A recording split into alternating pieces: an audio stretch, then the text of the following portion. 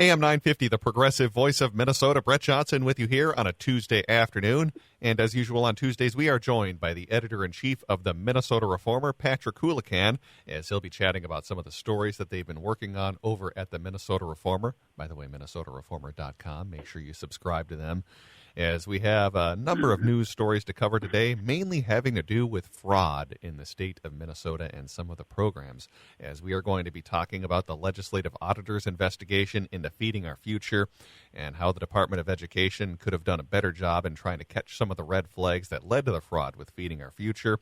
We'll also be talking about how the FBI is investigating possible fraud cases into many autism centers throughout Minnesota. And then to cap things off, we'll talk about some fundraising numbers between the DFL and the GOP and how that's going to pertain to this fall's election. So, Patrick, as always, thanks for coming back on the show today. Always a pleasure.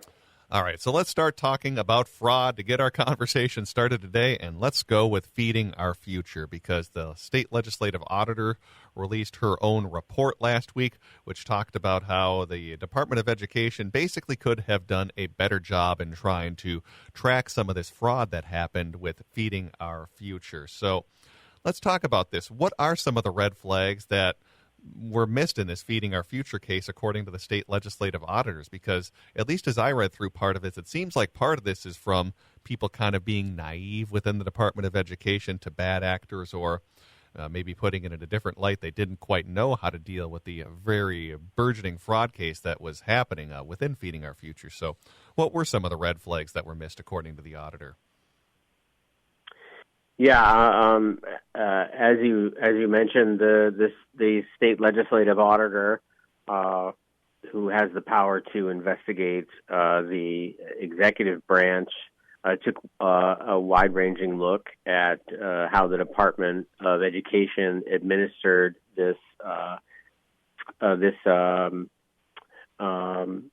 program that was intended to help kids get meals, especially during the pandemic when they did not have access to school meals. And it seems as if some of the employees recognized pretty quickly that this was a burgeoning fraud case. But I think that the culture of the Department of Education is just not accustomed to this kind of potential fraud. They're not usually used to dealing with this. I mean, they're Ballywick is generally overseeing K-12 schools and to a lesser extent childcare, and I think they are just not prepared for this kind of thing. They also faced a lot of pushback from the nonprofit that was at the center of the scam. It's a nonprofit called Feeding Our Future. They threatened and filed lawsuits. They accused the agency of racial discrimination. They held protests even at MDE headquarters, and for some time I think that worked. So in the face of that, I think it required quite a lot of political courage, which maybe they didn't. It took them a while to summon, and so the program allowed to go on for far too long, and $250 million later, here we are. Thankfully, it did eventually wind up in the hands of the federal government, the Justice Department, who've investigated and now charged and convicted a number of people, though there's still many more to go. Well, it's an interesting point you brought up, how they also, some of the employees of the Minnesota Department of Education faced, which I might even call kind of bullying tactics of pushback when they were even raising the specter of some sort of fraud. They were able to say, well, this is some sort of racial discrimination or threatening lawsuit. So I could see how that would be very threatening to employees of the Minnesota Department of Education, who, as you said, are not typically used to dealing with these types of programs, when most of the time it's something simple like distributing school lunch or even like school supplies or something like that, pretty nondescript types of expenditures, where this is a very different program and something that seemed to catch a lot of the employees by surprise. And then even later on, when they did start to report some of these instances of potential fraud, they faced some bullying tactics, it seems like, from some of the defendants in this case. Yeah, but you do have to go back to all the red flags, and as the auditor reported, the Department of Education received at least 30 complaints about the nonprofit, about Feeding Our Future from mid 2018. So that's well before the pandemic, well before the thing really ramps up, and that they were using unethical or inappropriate methods to recruit food sites, that they operated sites at locations without the property owner's permission, that they ran a messy and haphazard food distribution process, and that they demanded kickbacks from vendors. So this went back several years, and for instance, to June 2018, a complaint that alleging that the executive director of Feeding Our Future had, through theft and forgery, taken control of the organization from other founding members. So there was this internal struggle for Feeding Our Future with pretty serious allegations raised, and that's only June of 2018. So it goes on for 2-3 more years, all the way to October 21, when MDE was told Feeding Our Future was delivering food to nobody in particular, just leaving it in common areas or entryways and creating messes at 3 locations where it didn't even have permission to operate. So it's not as if there weren't warnings. There were, but Feeding Our Future certainly was as we've talked about, very aggressive in pushing back to try to keep this thing going and keep the checks coming. So mistakes all around, and now we're all paying for it, not just monetarily, but I think what's really important here, and we can talk about a couple other alleged fraud situations. This really erodes the public's trust in the government to help people who need it. It really increases the level of public cynicism, and that's really a shame in the long term, because there are important programs that we're trying to lift people up with, and when the public associates them with fraud, they're far less likely to support them, both in the short and the long term, and I think that's the real long term damage, which we can't even calculate a dollar figure on. Yeah, the trust is something you can't put a dollar figure on, because I would even think about how there are certain politicians who would try to take advantage of this situation, saying, hey, look, we can't trust the government to run anything, therefore let's just defund all of these programs because, well, look at all the fraud we're seeing with Feeding Our Future. And now, potentially another new fraud case in Minnesota as we move on to another topic, which is also having to do with fraud, and that is the fact that the FBI is investigating possible Medicaid fraud in the treatment of autism in Minnesota. Now, this is something I didn't know had been happening over the past few years, but spending on autism programs in the state has exploded over the past 5 years, as we have gone from just 5 years ago to having 41 providers in the entire state to now 328. And the amount of money paid from the providers has jumped from $6 million to $192 million. So we talked about the explosive growth in the spending and the amount of spending on these providers and just the sheer number of them that have opened up overall. So let's talk about, before we get into some of the possible fraud with this, what factors contributed to this rapid increase, because that is pretty massive in just a 5-year period to go from 41 to 328 providers and then spending $6 million to $192 million on these providers. Right. So the feds are now looking at potential fraud in this program as well, and certainly the growth does look alarming, but there are some key factors here which are worth considering. Primarily that for some time, families with autistic children really had trouble getting any help with treatment, and the insurance companies had weaseled out of it. And thankfully, after a lot of activism on the part of families with autistic children and their allies, it's now been mandated. And so that explains a lot of this increase the spending. We have learned a lot more about autism spectrum disorders and how to diagnose it, how to treat it. And so that's all for the good. And I should also note that despite this growth, you still have waiting lists where families can't get the diagnostic tools and treatment that they need. And so that's not a good situation.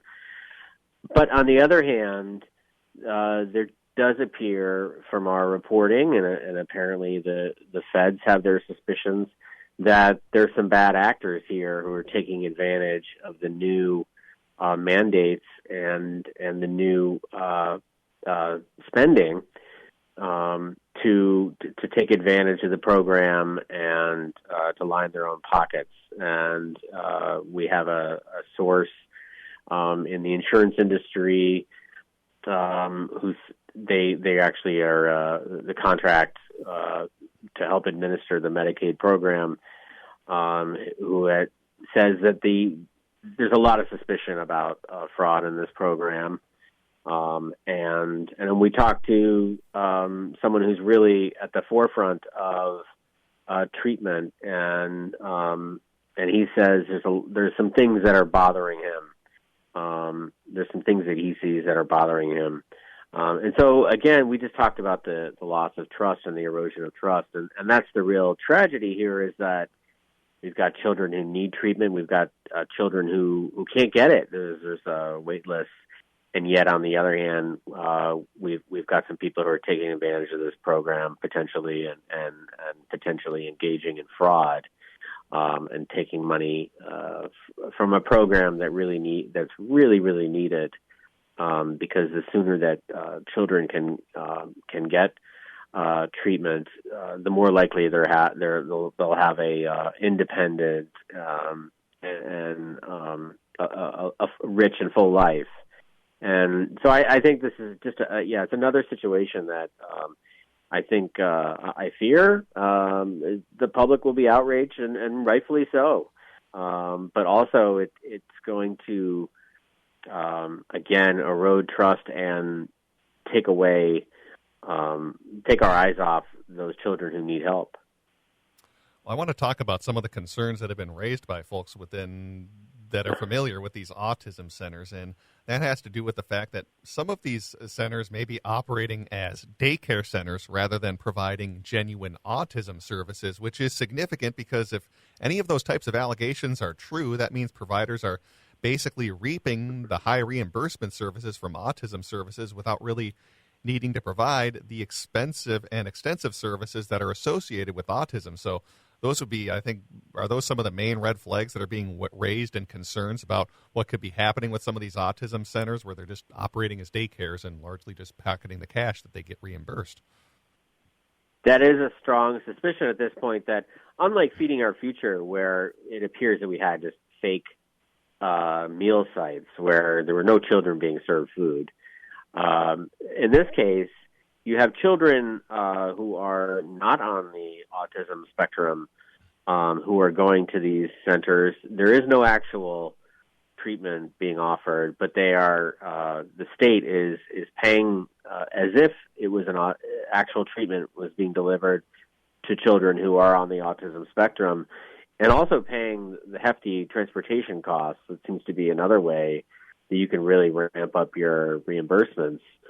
And so, that is a concern here, that what we're doing is essentially subsidizing wildly overpriced daycare. And there again, I mean, we have a daycare problem, a child care problem in Minnesota. We have some of the most expensive child care costs in the country. So that's a problem we need to address. And the treatment of autism, another problem we need to address. But it's not helpful when the program is, if indeed it is, riddled with fraud.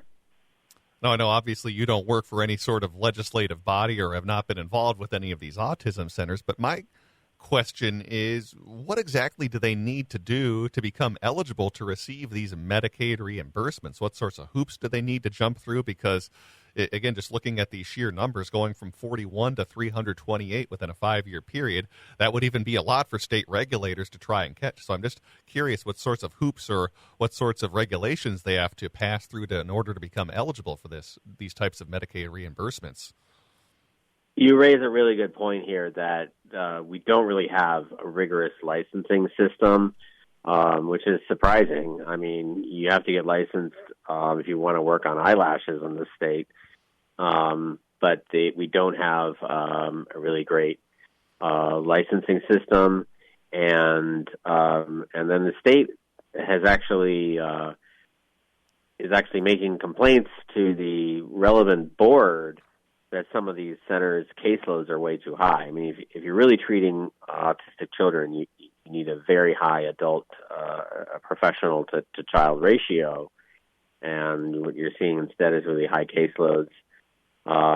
So clearly, the legislature needs to come back next year and look at regulation and licensing to make sure that this explosion of treatment centers is actually legit, and these are legit places that are actually providing good treatment and can prove it.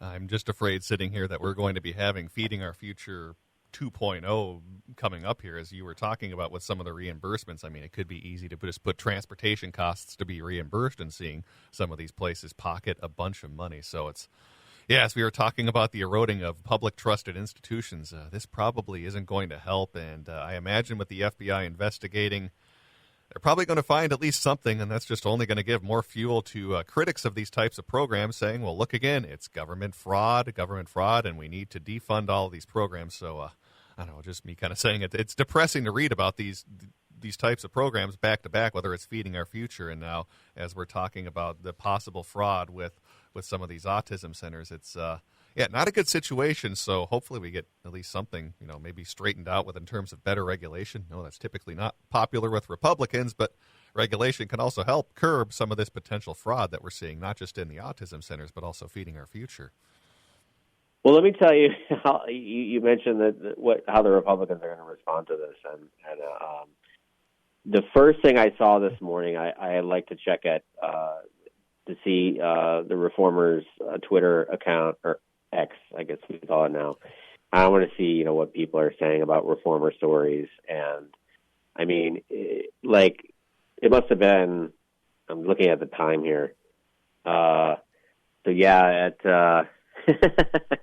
6:50 a.m. this morning, very early this morning, Andrew Wagner, who runs the House Republicans political operation, he was tweeting out our story and saying, here's the next big fraud. And I don't doubt that my Republican friends, they hate people defrauding the government, but they also they secretly love it because it just feeds into their narrative that government's all a big scam, government can't do anything, and we've all heard all that before. So this kind of thing, when Democrats are unable to run these programs properly and efficiently and effectively, it really just gives great fodder to their Republican opponents.